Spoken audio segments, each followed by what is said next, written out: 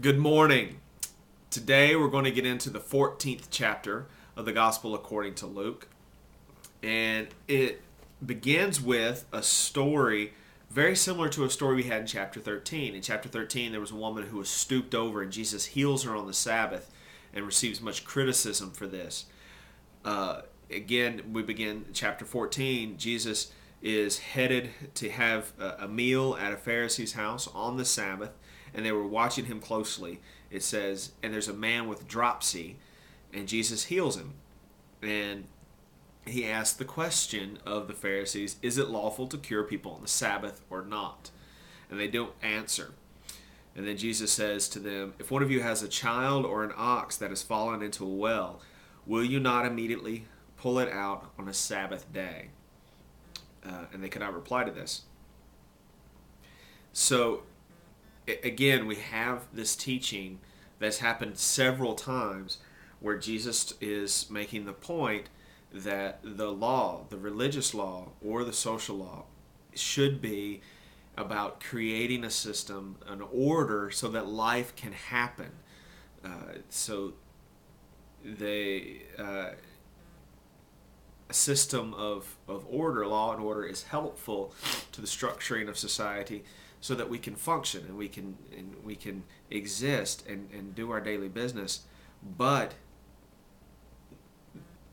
Jesus does not promote legalism for the sake of legalism, rather legalism for the sake of bringing about life. Therefore, it is right on a Sabbath to bring about life, to heal, to make it possible for this man to be alive, this man with dropsy. And since we get the phrase, the Sabbath is created for man, not man for the Sabbath. The Sabbath is to help us rejuvenate and bring about, be alive, and to rest and recuperate.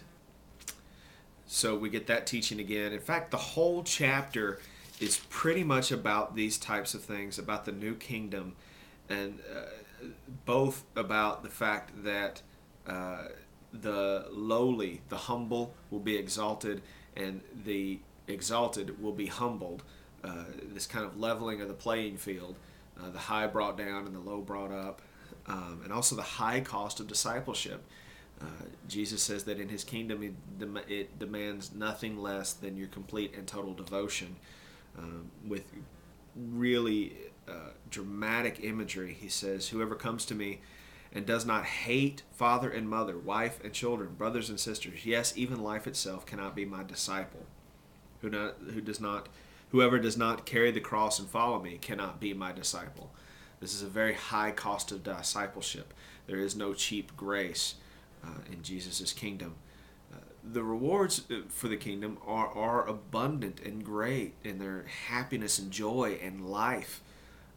But it does cost us. It costs us rejecting the status or the place that we have in this world and deciding to be about the new kingdom. Tomorrow we'll get into the 15th chapter of the Gospel of Luke, and I look forward to talking with you then. I hope you have a gracious day. If you're in the Omaha area, I hope you stay warm and safe. Stay off the roads. It's not fit for travel. And we will see you tomorrow. Have a gracious day. Bye-bye.